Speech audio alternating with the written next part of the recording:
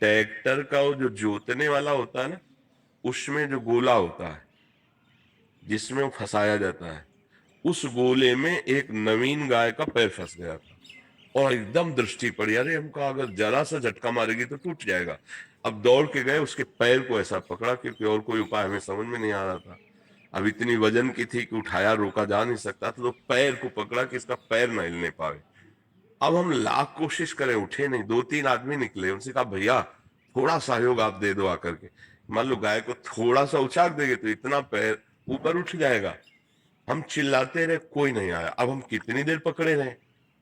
हमारे मन में आया कि सामने एक घर था कि अगर दौड़ के जाए गेट खटखटावे तो शायद कोई निकले आवे, पर ये हमें नहीं पता था कि हम दौड़ के जाएंगे इधर वो निकालने की कोशिश में। तो जे ही हम छोड़ के दौड़े से भट्ट से हुआ, क्योंकि वो पशु है ना, निकालने को बस वो ऐसे टूट गया। बहुत क्लेश हुआ कि अगर वो तीन आदमी जो गए थे हमारा सहयोग कर देते तो हम गाय को बचा लेते।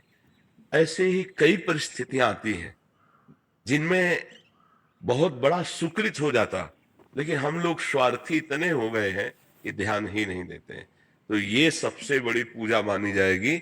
यदि आप किसी शरीरधारी की कभी ऐसी व्यवस्था हो कि वो अव्यवस्थित है और आपकी जरूरत है, तो आप सच्ची मानना, इससे बड़ा दान, इससे बड़ा पुण्य, इससे बड़ी सेवा और कोई नहीं होगी।